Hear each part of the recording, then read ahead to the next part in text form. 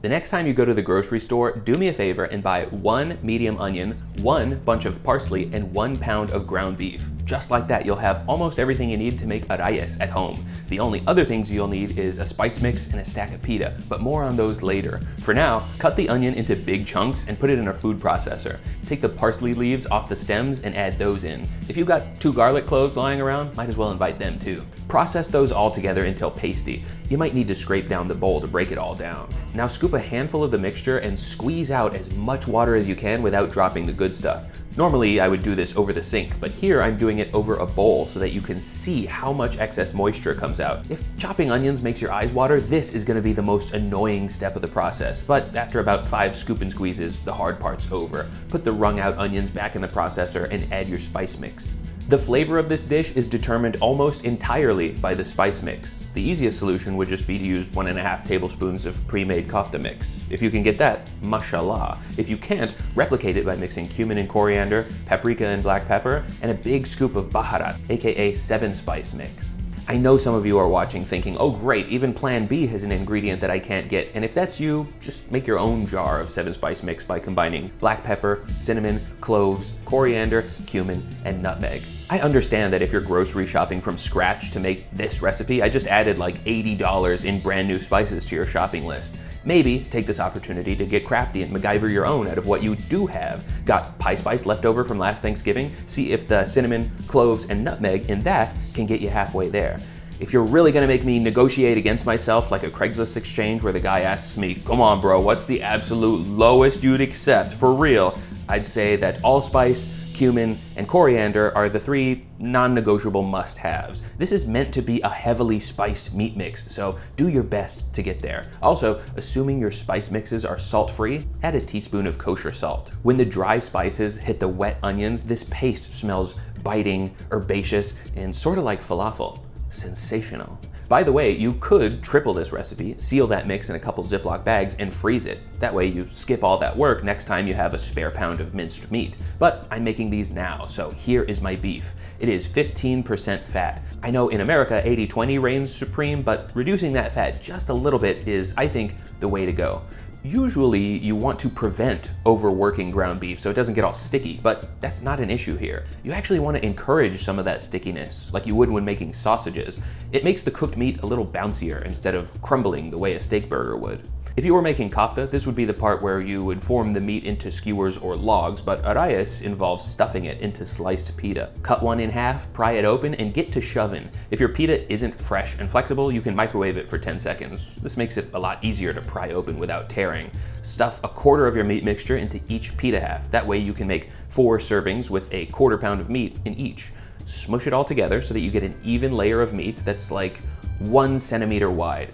That thin of a layer will look wimpy to you at first, especially if you've seen Arayes on short form vertical video platforms where you'll see some that are 1, even 2 inches thick. I insist that you keep these reasonable, and to show you why, I stuffed one of these with a little extra meat. After yours are all stuffed, give the bread a light brush or spray with olive oil. There's plenty of fat in the meat, so this is just to get good browning on the bread. Put the stuffed pita on a big platter and keep them cool in the fridge till you figure out how you want to cook them. A charcoal grill would be the most appropriate. Just make sure you're rocking with a nice medium heat.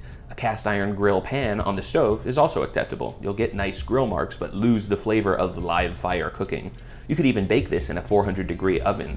My niche approach, setting the Yoder pellet grill to 400 and leaving the diffuser plate on. That way I get char, I get wood burning flavor, and I protect myself from grease drips and flare-ups. Just put each piece on the heat and flip them when they've got some nice grill marks. These should be thin enough that you won't have to worry about the insides being undercooked. And that's why you see the super thick versions getting grilled for a few minutes right on the meaty face. It's hard to cook a 2-inch thick monster before the bread either burns or dissolves from all the fat it's soaking up. Look at that big boy in the back. He is struggling.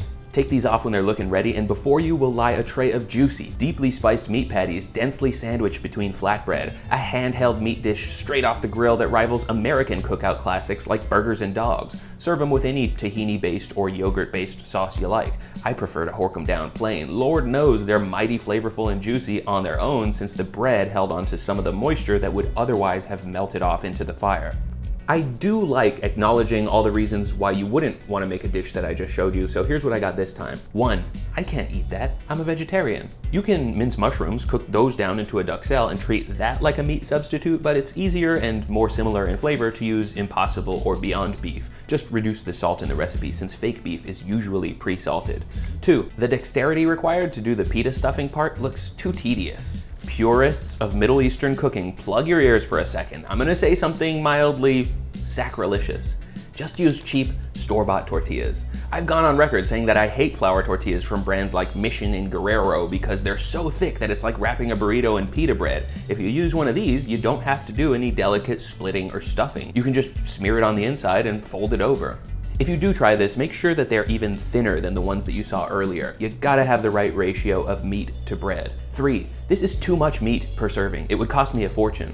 Not only could you increase the amount of onion to stretch the meat, but you can add in like up to a cup of coarse breadcrumbs into the beef mix to stretch it even more. Go ahead and buy that 80-20 ground beef since fat costs less than lean meat, and the breadcrumbs will soak up all that meaty fat as it cooks. It'll be beefy, juicy, and voluminous even though you cut it with cheap grain. Now that I've shown you all the workarounds to make it inclusive to dietary restrictions, manual dexterity, and budget limitations, my work here is done. Your work of actually making it starts now. Chop chop! ExpressVPN has paid to be mentioned at the end of this video.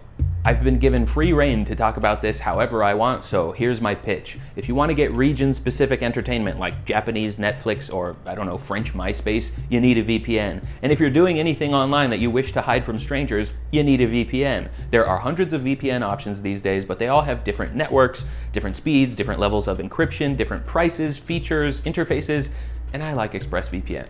Just about every VPN has an introductory offer, but I got a special one drummed up for y'all. Go to expressvpn.com/internetshaquille and get 3 extra months of free VPN access. That's expressvpn.com/internetshaquille, and there's a link in the description if you don't want to type it out.